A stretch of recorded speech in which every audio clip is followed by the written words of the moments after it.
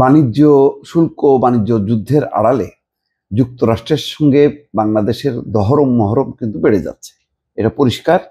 সর্বশেষ আরেকটি খবর হচ্ছে, আগামী সপ্তাহে যুক্তরাষ্ট্রে যাচ্ছেন প্রধান উপদেষ্টার বিশেষ দূত। কেন যাচ্ছেন? পাল্টা শুল্ক আরোপ নিয়ে, অর্থাৎ এই যে বাড়তি শুল্ক আরোপ করা হয়েছিল বাংলাদেশের জন্য 37%, এইটা নিয়ে যুক্তরাষ্ট্রের সঙ্গে আলোচনা। যুক্তরাষ্ট্রের প্রেসিডেন্ট ডোনাল্ড ট্রাম্প বলেছেন যে এটা নিয়ে আলোচনার দরজা খোলা, যুক্তিসঙ্গতভাবে ব্যাখ্যা দিলে এবং আমেরিকার কি লাভ হবে আর বাংলাদেশের কি লাভ হবে, এতে বাংলাদেশ কি দিতে পারবে যুক্তরাষ্ট্রকে আর যুক্তরাষ্ট্র কি দেবে, এই আলাপ আলোচনার মধ্য দিয়ে একটা সমঝোতায় উপনীত হওয়া।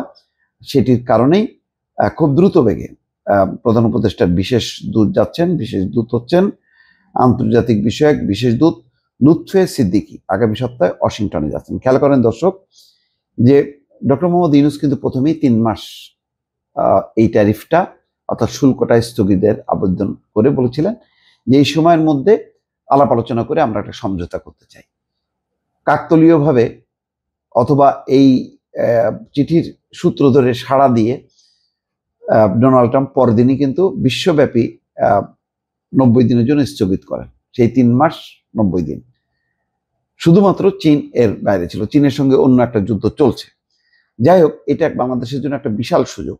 আর তৈরি পোশাকের ক্ষেত্রে চীনের উপরে যে নির্ভরতা মার্কিন যুক্তরাষ্ট্রের, সেই নির্ভরতা যদি বাংলাদেশের উপর ভর করতে চায়, যেহেতু চীন মূল প্রতিদ্বন্দ্বী, সেখানে একটা বড় বাণিজ্য হচ্ছে তৈরি পোশাক নিয়ে। এই পোশাকটা যদি বাংলাদেশের সাথে যুক্তরাষ্ট্র সমঝোতা তৈরি করে, তাহলে যুক্তরাষ্ট্র লাভবান হবে। যুক্তরাষ্ট্রের ক্রেতারা কম দামে বাংলাদেশি পণ্য ব্যবহার করতে পারবে। এটা ডোনাল্ড ট্রাম্পের একটা ক্রেডিট, যে চীনের যে উচ্চ মূল্যের পোশাক তখন আর তার উপর নির্ভর করতে হবে না।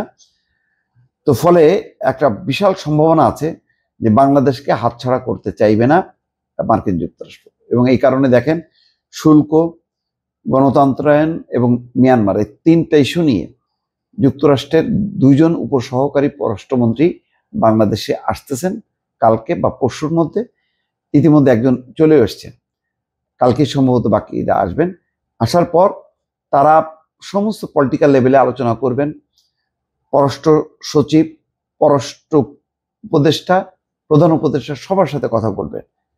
এবং এটা কিন্তু ঘটনাক্রমে পরপর কিন্তু হচ্ছে, প্রতি মাসেই কিন্তু 1টা-2টা করে টিম আসছে।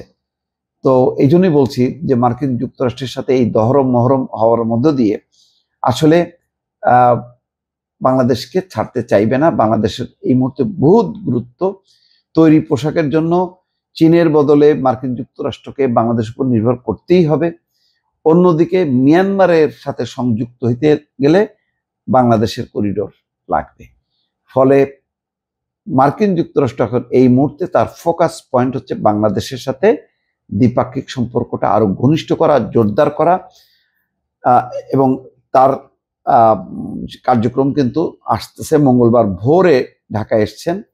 ইতিমধ্যে মার্কিন উপসহকারী পররাষ্ট্রমন্ত্রী নিকোল চুলিক, তার সহকর্মী যুক্তরাষ্ট্রের আরেকজন যেই অ্যান্ড্রু হেরাপ, তিনি বুধবার ভোরে আসবে বাংলাদেশে। অ্যান্ড্রু হেরাপের সফরসঙ্গী হিসেবে মিয়ানমারের ভারপ্রাপ্ত মার্কিন রাষ্ট্রদূত সুসান স্টিভেনসনের যোগ দেওয়ার কথা রয়েছে। তার মানে মিয়ানমার নিয়ে বিশাল একটা পরিকল্পনা, এটা পরিষ্কার।